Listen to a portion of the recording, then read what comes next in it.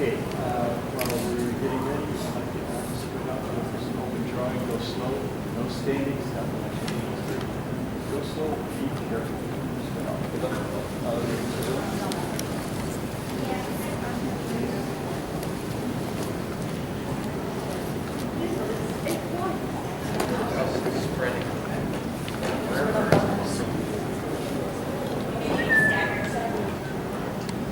Hello everybody, my name is Al Kilgore. I'm the head instructor at Kaishin Dojo. The folks in front of you are the swordsmen that are members of Kaishin Dojo. We use that word as a generic term. Some of them are not men, obviously.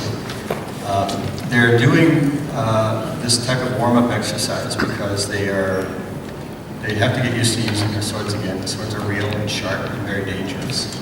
So I like to give them a little bit of time before every training period to get used to how long that weapon is.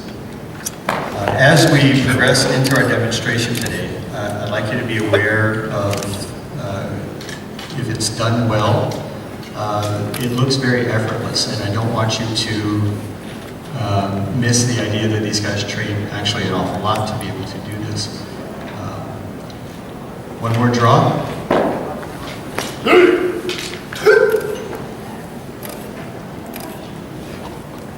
Once the swords are back in the scabbard, please be seated for a moment. All right, so a lot of times when people look at this type of sword art, they look at it through the lens of entertainment, and that is nice. It's important to be able to enjoy a little bit of what entertainment has to offer, but it has very little to do with actual reality. So I'd like to introduce you to some of the finer points of what's going on for a moment. The posture that they're setting in is a word is seiza, and I could not be exactly precise with the translation, but I understand it to mean sit properly. Now this is a Zen posture, and if you were in Edo period Japan, this is the position that you would set in to learn how to read, write, count, and obviously draw the sword.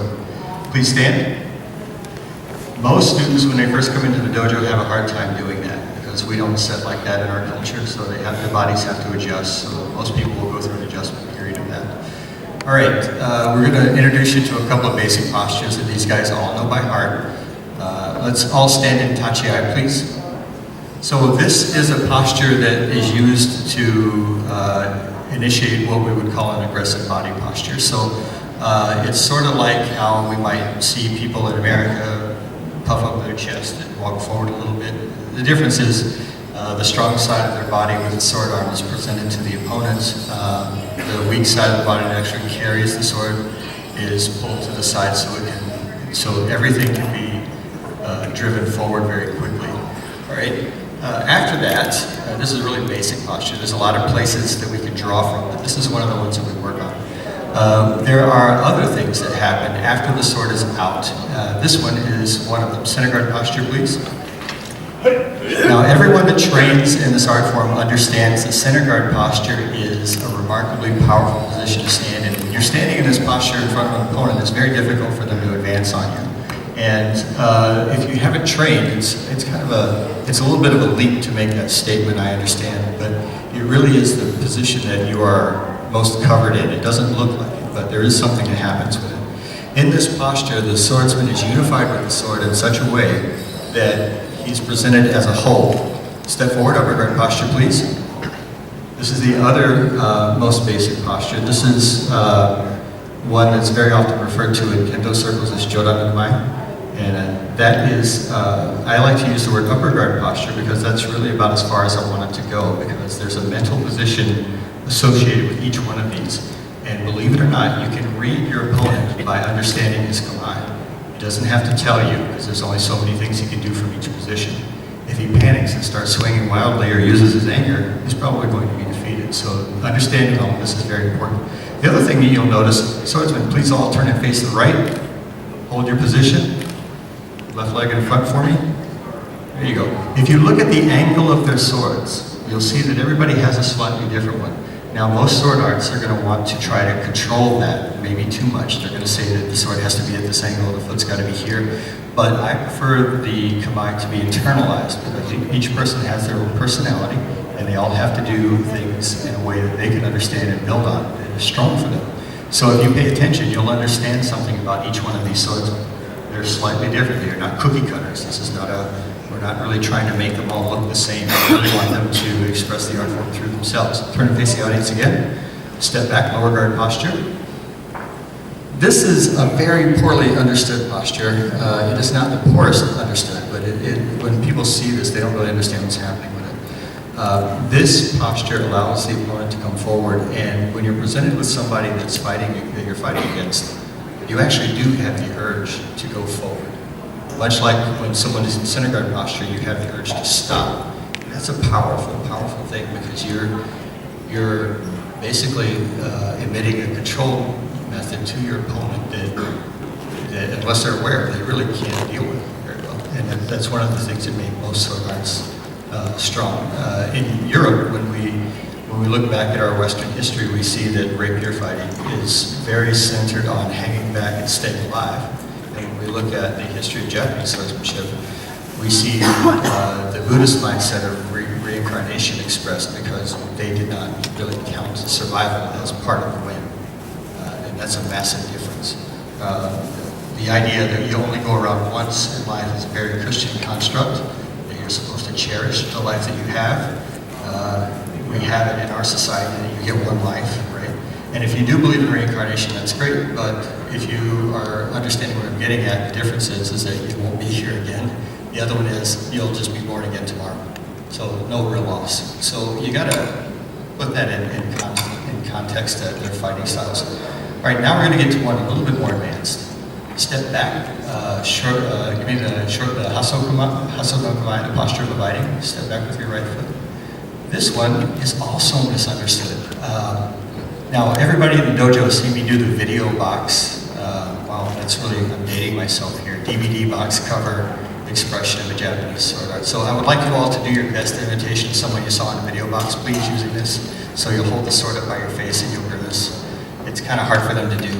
Most people see it this way, but that's not really what it is. The posture of abiding. Resume the posture of abiding if you could. Posture of abiding is where you're hanging back when you're waiting on your opponent. And I use this word, the Japanese term is haso, but I use this term to let you understand that, and let my students understand that you're hanging back and you're waiting on your opponent. understanding it directly is actually the most valuable teaching tool. Now, those are very definitive mindsets, and when you see them do their fighting here in a few minutes, you're going to see a little bit of all of these. So if we look back at what we had center guard posture, where we're holding our ground. We have upper guard posture, where we're aggressively telling our opponent we're going to cut them. We have lower guard posture, which we're actively inviting them in. This posture also has a very definitive mindset. It is, they're waiting, they're just hanging back and waiting. Now, step forward with your left foot and side center posture, please. This one is a very advanced posture. The reason it is because there is no definitive mindset associated with it, so it's very fluid. And when I say that, I mean that in the strictest sense of the word. When you're looking at somebody who has this posture, you have to calculate what they're able to do from there first, because it's all really kind of open. And there's some details that will allow you to understand something about how the techniques unfold. Everybody open the gate to the right, expose your back, so they'll drift the sword point to the right, and you'll see that the back side of their bodies are open. And what they do with that is they present that to their opponent, so their opponent can see which side is open. It's the easiest path to the cut. So most people in a hasty moment will take that. Well, if you can control the path of impact, if you can control the path of attack, you have some control over your opponent. If you don't know what he's going to do, it's really hard to calculate your defense. Now close the gate, open it to sword point drifts to the left, and the right side of the body becomes open. This looks very different to an opponent who's attempting to cut you, because the sword is over to the left side of the body is almost fully closed off, and the right side looks somewhat more open. All right, step back, snap it clean, and put the sword away. So that's the language of Japanese swordsmanship. That is unique to Japanese swordsmanship. Most other art forms do not have that built into it. All right, what I'd like you to do is spread out a little bit more, please. And stagger. We'll have Hiro take a big step forward, and let me have Nevin take a big step forward, Jill a big step forward. There we go, excellent. Okay, Cesar. Okay, we're going to give the swordsman a little bit more time here to do some drawing. Please go ahead and open draw on your own, no standing. Please be careful. Thank you, Nell. You're on your own. Please don't drop the sword. Okay, so now we just talked about what happens when we're standing and those postures. This seated type of action is, in swordsmanship terms, is about 400 or so years old, maybe. And this is not the posture that they fought from typically. This is how they decided the best way to draw. So there's rules, and those rules are best taught from the seated posture. Now, I have seen some historical documentation that indicates that much of this was developed for purposes of using a longsword against a shorter weapon while in a relaxed position like sitting down. I do believe those things happened, but in the context that I'm talking about, the swords were probably twice as long as the ones you see here. So the technique was much more difficult. That type of historical thing really fascinates me. I'm going to give them a few more minutes. I'd like to open it up to some questions before we get rolling a little bit faster. Raise your hand if you have one. No questions at all? I have a room full of scholars. I have some questions then. Can anybody tell me what the suba does? No? Nobody knows? Okay. All right, so while they're drawing, I'm going to give a few more minutes. I'll explain to you what I mean. The suba is the handguard. This is a very poorly misunderstood portion of the sword. Most people who see a Japanese sword, they think of a picture. If I ask you to stretch how you perceive the sword for a few moments, we'll go through this exercise. It's pretty cool. I want you guys to think about European history for a minute. Shut your eyes. I'm going to count to 5, and I want you to picture a sword. Ready? Shut your eyes. 1, 2, 3, 4, 5. What sword did you picture? Open your eyes. Now, I'm gonna make a leap here. Most of you probably pictured a round pommel, a handle, and a cross guard. Kind of an Excalibur-looking thing. Raise your hand if I got it right. Okay. Just out of curiosity, who pictured just the blade? Nobody? Right, that's the difference. In our culture, we've left the sword many, many, many years ago. In Japan, they left it in about 1946, to be technical about it. So, in Japanese concept, the sword, the blade, is the sword. The other stuff is supporting architecture for that. That hardware supports it. The Suba is the handguard, and it's round, and it serves a very interesting function. That long crossguard on a European-style war sword is really, it also doubles as a killing device, because it'll actually sometimes flip it around, grab the blade, and hit the guy with the crossguard and punch a hole in his head. The Japanese didn't really do that. So the Suba controls how that sword acts. So when you change the Suba size, weight, design, diameter, you actually change the moment of gravity in that blade. So the inertia that you have to deal with when using that sword is dependent on some of its hardware as well as its curvature. Okay, I'm about to stand them up and we're going to get rolling a little bit more. Any questions? Oh, no questions? Okay. Oh, we have one. Yes. Yes. I'm not really familiar with the anime style for samurai culture, but how come from other cultures, Japanese people didn't really use sword and shield? Excellent question, and a very, very strong observation. That is critical to understand because it talks something about the type of person that required to use these kinds of things. Swords were not great instruments. They were not good weapons. You had to be brave and courageous and able to face your death no matter what culture you were from, just because, frankly, somebody with a stick with a sharp point on it was probably going to be able to dispatch you. It takes, people don't really believe it, but spears are much better than swords. But it takes bravery to do that. In Europe, gentlemen knights, typically didn't actually use shields very often in the beginning of things. That actually was an effect of the history of what was called melee combat, which was where they held tournaments, where they would basically nearly kill each other and steal each other's horses. But the reason the Japanese didn't use them is they had a couple of things they were dealing with. They had resource constriction. So metal on the island was really hard to get. It was very, very difficult to refine the metal. So building a metal shield would have taken an awful lot of resources that they would have preferred to dump into some kind of edged weapon to dispatch the enemy. They had shields of a sort, but they didn't carry them. What they did was they built these, they looked like sheets of wood that they would prop up.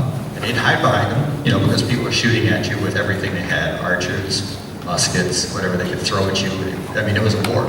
So there was some of that, but the idea of carrying it with you, probably not so good. If you had one shield and the other guy had a sword, and you have to understand something, everyone stop and please stand. Let's look at something for a second. Most people don't put the samurai in exact historical context with our own culture. Everyone draw your sword, please. Hold it directly out in front of you, turn it to the side so the audience can see what your sword looks like. All right, the length of these blades only occurred after peacetime. If you wanted to understand what kind of swords they were using in wartime, you would have to double the length. So the sword would be like this tall, and the blade would be about as wide as my hand. And it was remarkably sharp. And they fought really, really hard with these things. So if you didn't have two hands to deal with them, the shield would probably be a little bit of an encumberment, because in those days, they wouldn't cut you in the head typically. They would try to take your foot out from underneath you. So if you had a shield up here, you'd kind of have to cover everything. So like it didn't lend itself to dealing with the weapon very much. Okay, snap it clean, put the sword back in the scabbard. Heath, go ahead and make some noise outside for a minute. Everyone get broken, please. Prepare for the partner. Okay, so we've been pretty sedentary with this stuff, and so now we're going to actually look at shogu.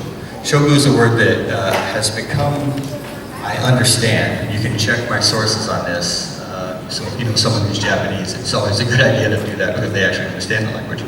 I believe shogu has turned into something that we think of as contest, but I think it means battle. So inside the dojo, most sword arts will only draw dull swords with no opponents. And in our dojo, we don't do that. We actually have opponents. It's the opponent, oh no, just poking for you, Jeff. We'll unleash you in a minute. Jeff doesn't want to show up with a shortened weapon, I understand. I favor the longer ones myself. We'll get to that one. So shogu is actually one of the defining aspects of how we train, because with we pit ourselves against an opponent, we actually learn something about the art form that's much, much deeper. Pair up with someone that you'd like to fight with. Is there one more? No, I don't believe so. Oh, there's 4 over there. Ah, yes, you can pick something with no splinters. Okay, Xander, do not hit your mother. All right. I know you know, but I need you to not, right? Okay. She's driving you home. I'm not going to drive you home. Okay. All right. So in this, I'm going to allow them to just kind of turn loose on one another. Please be careful. Face each other. Bow. If you're facing the audience, please take a moment to look around you. Your feet and everything are near things that you could get hurt on. So don't drive your opponent into the chairs or into the wall or into any hardware. You are on your own. Go. Okay, so in this, they have to exhibit enough control not to actually hurt each other. If they were to make contact, they have to stop the weapon, which requires them to actually have some control over it. It's not just willy-nilly. It allows you to release a few things. The first thing is that they have to stop worrying about winning or losing. They got to start worrying about using technique. So if you go in with the idea that you're going to win something, you're going to miss the training experience. If you don't come up to the task of actually doing the show move, if you go in like you're going to lose, you're going to miss the training experience. Most people start in one extreme or another. They're either down here or up here. And the art seems to normalize that viewpoint. Get in there, no thrusting. No thrusting. We allow them to thrust after they get a little bit more advanced. The problem is when you start thrusting with someone whose distancing isn't great, they typically get hurt. So while they're doing this, ask a question, please. Oh, no questions. Who would like to hit someone with a stick? Oh, come on, there's got to be some lady in the... Oh, there she is. She just raised her hand. I saw you. You raised your hand, didn't you? Oh, no. You sit down. We'll give you a shot in a minute. It's always something that does it, I think. Actually, I joke. Brittany likes to hit people with sticks. One more kill, please.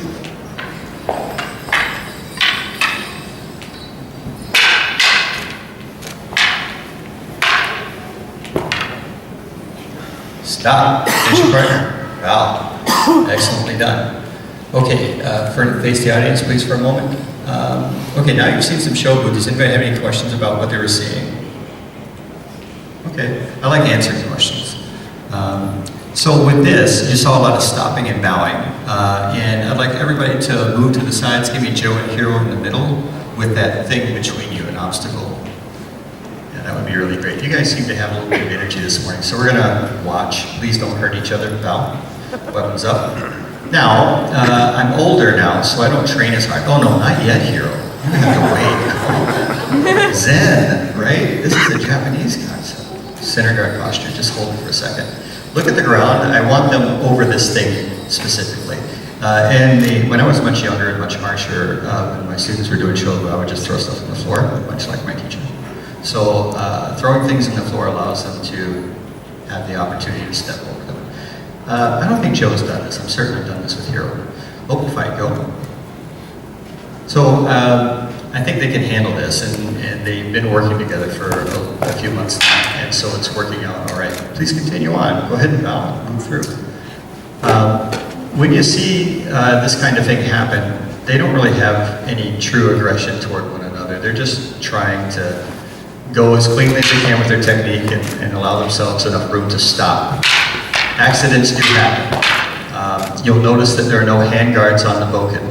So the bokken typically come with them if you buy them in this country, but we throw those things away because it's sort of like getting in a wreck or learning to get in wrecks with your seatbelt on. It's a safety device, and we don't want to rely on it for their technique. So this is interesting. Remember those discussions of Kamai? What are they doing? Hero's saying, I'm waiting for you to move. And he did. He waited for Joe to move. Right? All right, center guard posture again. Now he's back in that fluid posture. Joe's holding him back. He wants him to come in. Let's see what he does. Now my guess is Hero will get impatient. Hero didn't. One-handed. Now there are one-handed techniques. Advanced students get to study them. They're hard. They're difficult to do. Back to the posture of abiding. Joe's kamae is dropping, the center guard is falling apart, so Hiro's going to be able to move. Now, if Joe holds the center guard properly, Hiro will have to do something about that. There's only a handful of things he can do.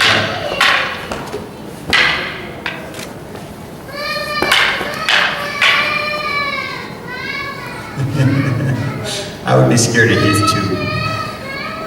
Last kill.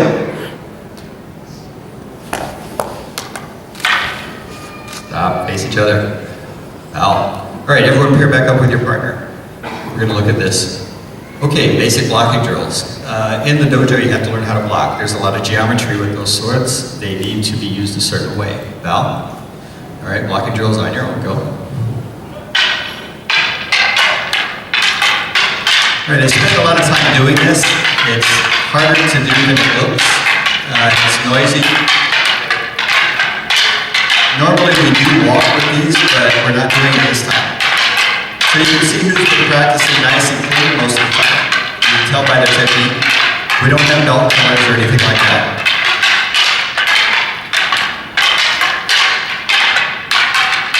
Stop. Hit each other. Ow. Okay, very well done. All right, everybody up on the stage. Heath, go right ahead. I'm going to auction some stuff off. All right, so while they're getting ready for the next stage, if you folks could, please, 3 balloons each color on there. And there's a tape over there. Yes, sir. The red and black balloon. Yeah, go ahead. Yeah, that size would be fine. Okay, so they're getting ready for this game that we play. We do this for fun. Usually, we demonstrate a little bit.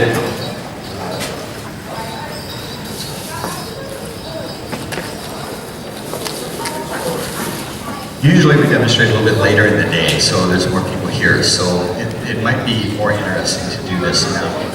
All right, so I have this really interesting thing. Most of you have probably seen stuff like this when you were a kid. Anybody ever play with one of these? You ever hit anybody with it? Oh yeah. Fun, isn't it?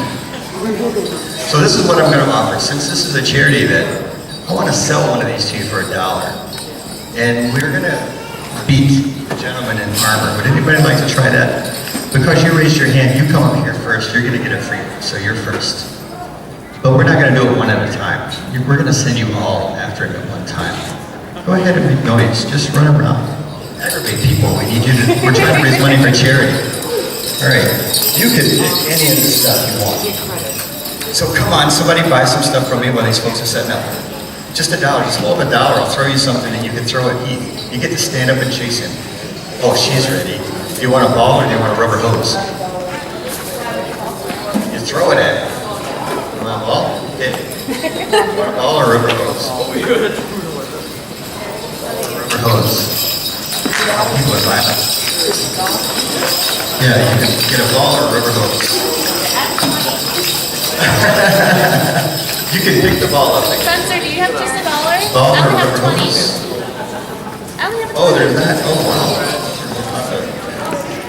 Yeah, who's got it? You can't. Okay. Well, I knew you'd get up for this one.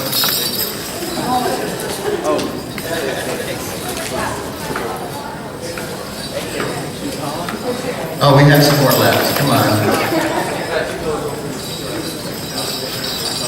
Okay, why don't you take 4? Just because that one, my wife would never spend that.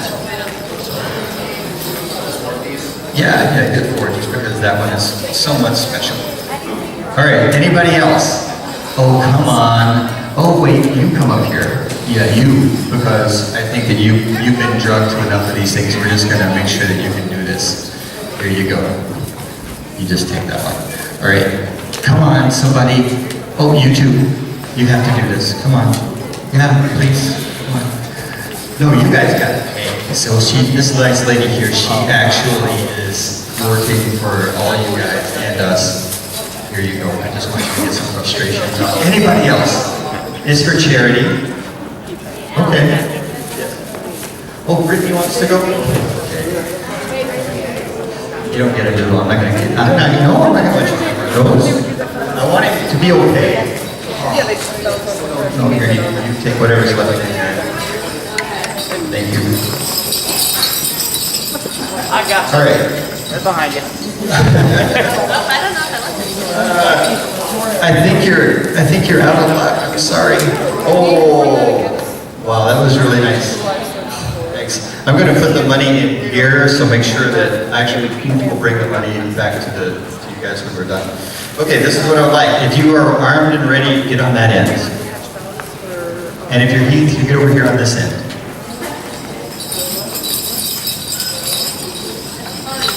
Okay, so he's wearing armor, and while everybody in the dojo knows and loves Heath, we really don't mind seeing him go through this because he kind of, well, he wore the armor. So, all right, if he starts to like say stop, please stop. We're going to give you a time limit. It's going to be something on the order of about a minute or so. We might extend it, but please be careful. Now, here's the danger. This is sort of like real combat in that some of you have things that you hit with and some of you have things that you throw with. When you're doing this, don't hit your friend. Like, don't rear back and like smack somebody in the head because you got a clean shot at your opponent. And if you got a ball, don't hit somebody that's on your side. So look around so you know who's on your side. Please be careful. You can get hurt. I'm gonna stand out a way over here. All right, stop when I say stop. If you're throwing a ball, pick it up and throw it again if you choose. He may choose to run. Be careful about getting too close to him. I have no idea what he's going to do. Go get it. Go. I would run. Run. Run. Oh, you guys are slow. Wow. He's just like,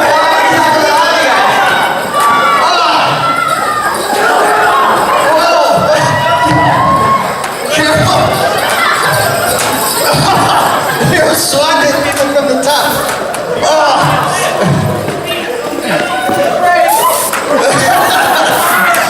These arms.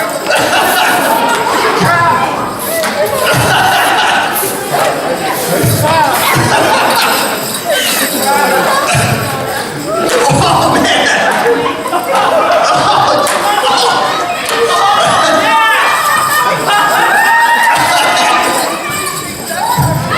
He's going around, over by the south guys. Stop! Everybody give yourselves a big hand.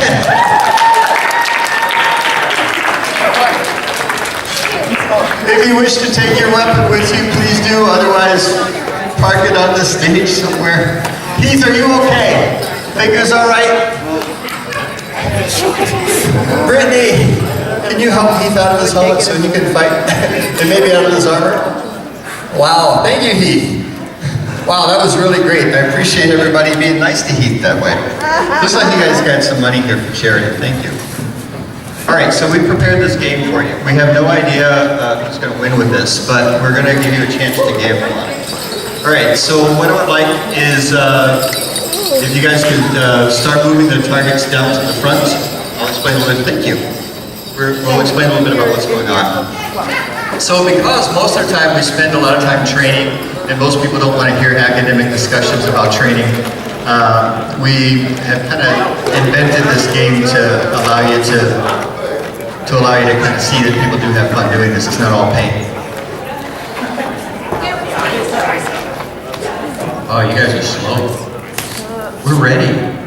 All right, so while we're getting ready, what I would like Jeff to prepare two targets for your action there, and pull out a naginata. Now, anybody here know what a naginata is?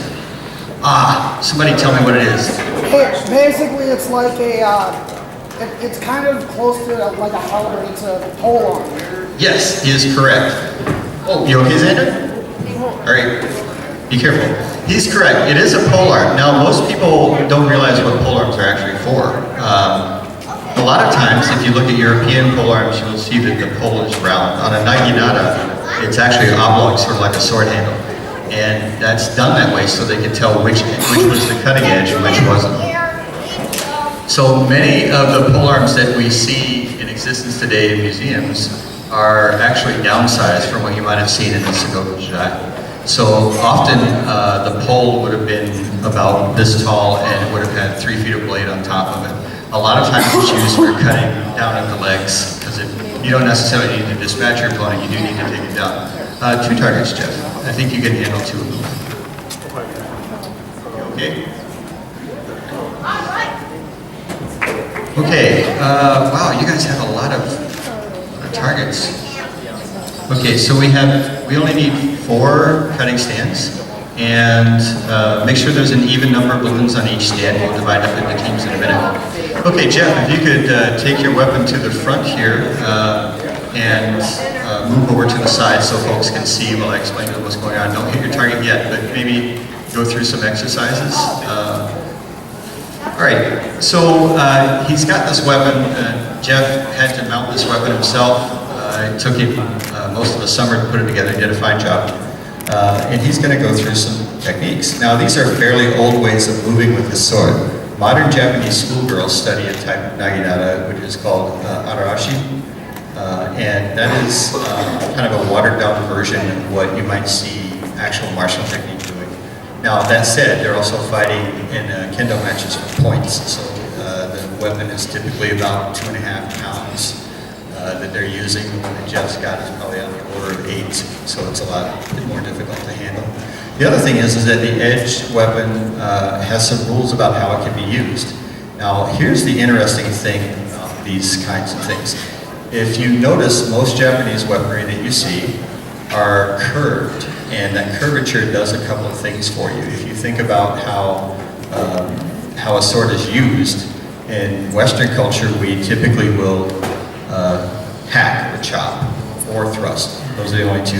When you got to some British cavalry swords, you saw curvatures. Those curvatures facilitate cutting during motion. So, in other words, the edge has to travel along the target, which makes these moves interesting. All right, Jeff, you think you're ready? Okay, can someone stage the target for Jeff? Oh, thank you, Jeff. Thank you very much. Okay, so this is a whole lot harder than it looks. Can someone hand me a sword, please?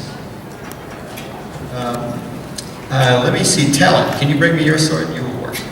Thank you. It's a sword that I'm familiar with, and it also belongs to my son. Thank you. Oh, excellent, Beth. Thank you. All right, this is an interesting sword. Hold on.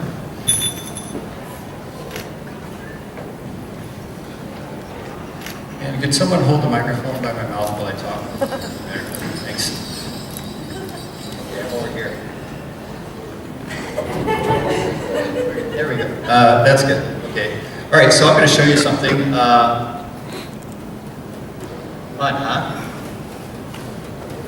So if you just hit it, it's not going to pop. It actually has to go along the blade a lot, somewhere. Oh, whose sword is this? Dull. Well, oh, really? Hold on. You're my son? Don't you? Okay, give me a razor. John, please. Okay, so John has like a razor, and it'll be interesting. Ryan's? Oh, well, that'll work. Okay, Ryan's got a razor too. And this is a little bit different, so we're going to just move it a little bit, just a little bit of motion on the properly sharpened sword. Works really good. Thank you. Yeah, you got to have some travel along the blade. If you don't have that, the balloon won't go.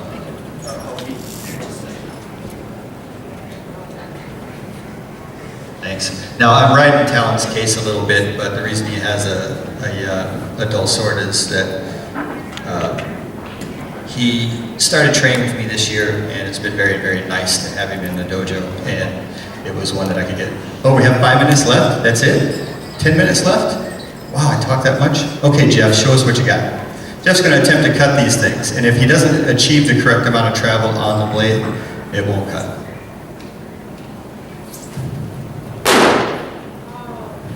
That was pretty good.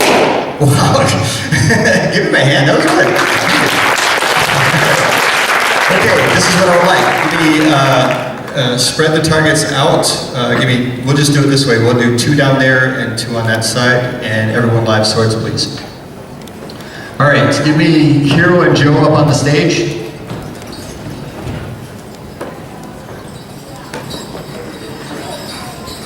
Thank you, Tel.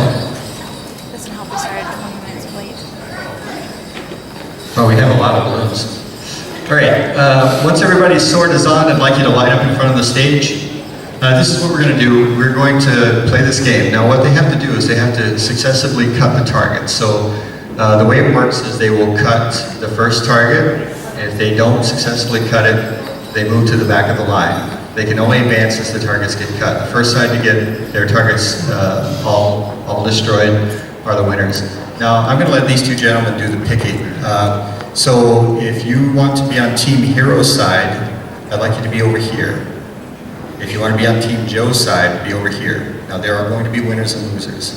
So, you figure out which one of these swordsmen you want to support, right? So, go ahead and move. Pick a number between 1 and 10. He always does that. It was 8. Okay. All right, let's do this. I'll move the targets for you guys. Everyone line up. You two down in the front. Select your team, please.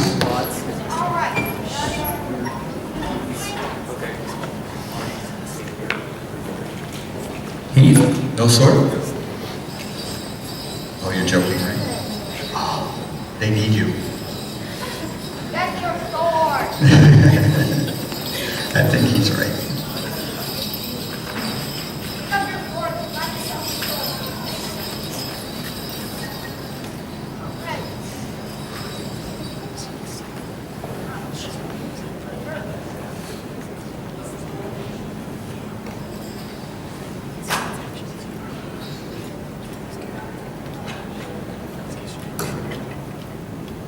Start your picking. Yeah. Doesn't want to help me. It doesn't help. First, yeah. We only have so much time. I would have picked the demon swords with the northwest off too. All right, Heath, that's slow.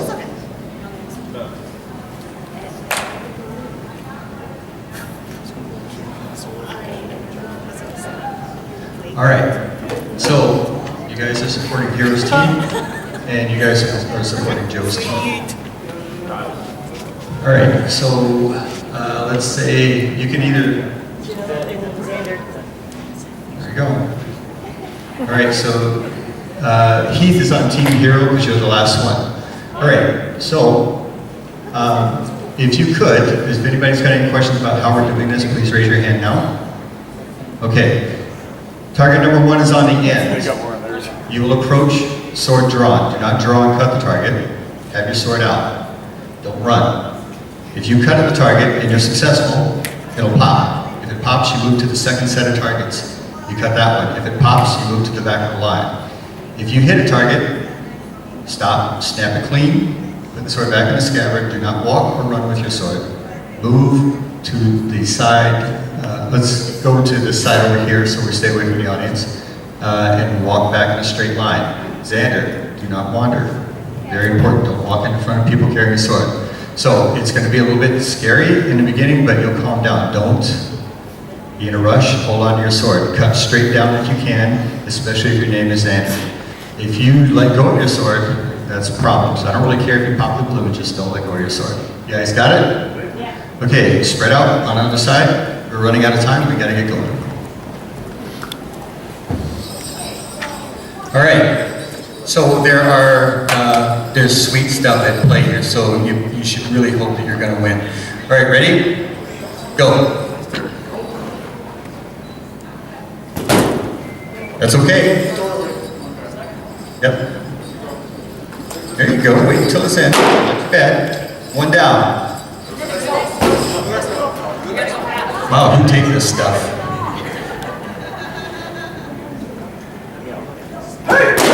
Whoa! Wow, who took this stuff on here?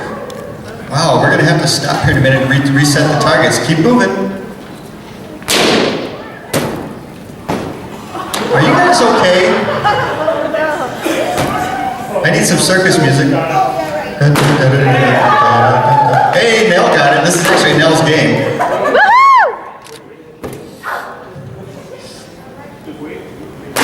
There we go. Not bad. Yeah, put it away and then walk back. All right, it looks like Team Joe is actually moving pretty far ahead. If after these last two are popped on this side, we're going to break for a moment. Excellently done. All right, talent. There we go. Ah, you are my son. Now, I could have sworn that you had 2 shots last time. You could have totally taken that one. You could have totally taken it. Stop. Freeze. Nobody move. Put your swords back in the scabbard. Please reset your targets that have fallen off. Use tape. All right, I kind of anticipated the targets staying on. I'll let you guys divvy it up. Not enough meat. So Team Joe has some excellent folks on their side today. They're doing excellent.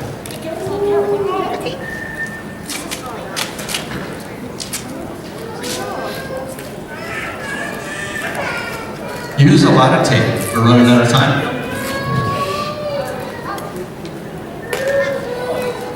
Okay, so that doesn't count. Take another target. There you go.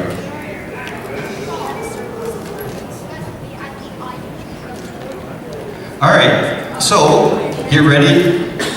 Person who is ready to cut, you're moving up next. You guys decide what's happening.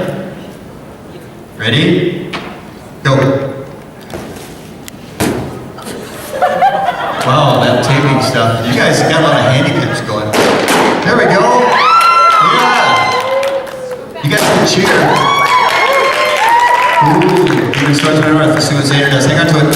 That was a good try.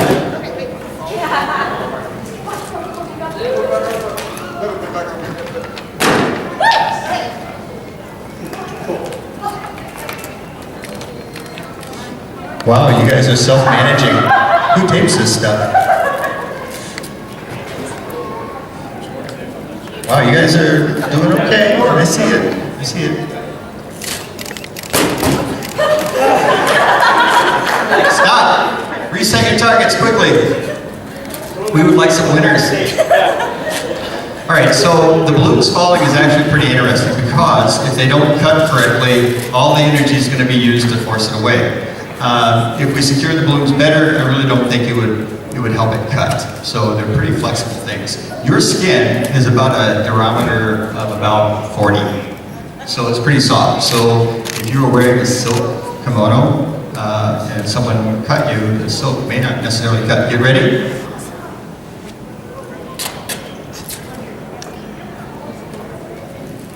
Hero's not taking any chances. Go!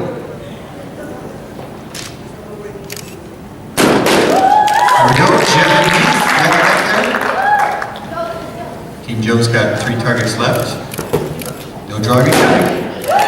Please put it up from behind. Demon Swords with the north up. There you go. Oh, Kyle took 1. You're down to 1. Xander! All right, now you're up. You can still pull it out. I know, but I'm not gonna hurry up. Come on.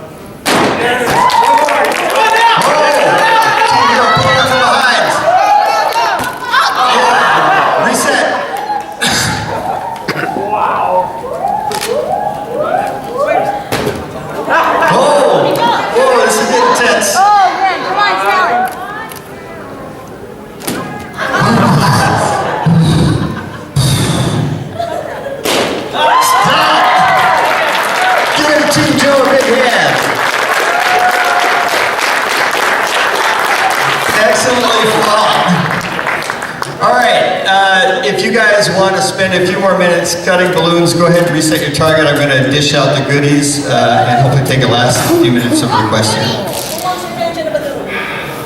Excellent. Pull up. All right, you guys get lollipops. Take one down, pass it around. Yes.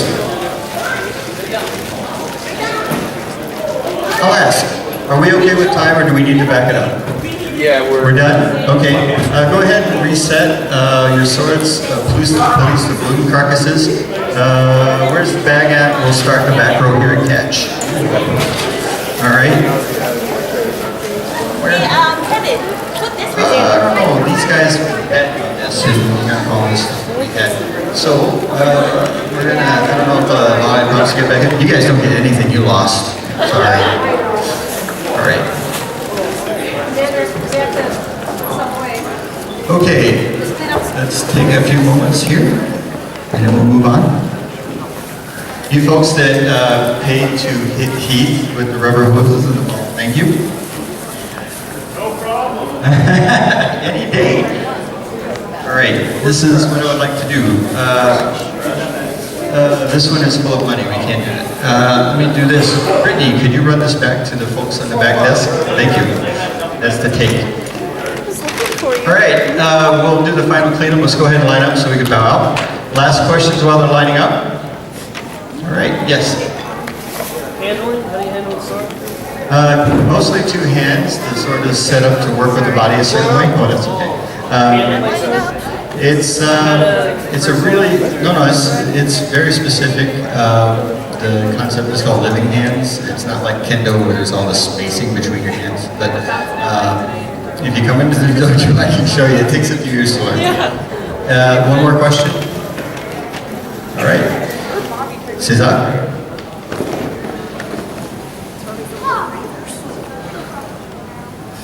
Thank you folks very much. Well. And give the swordsman a hand, please. We'll actually go into the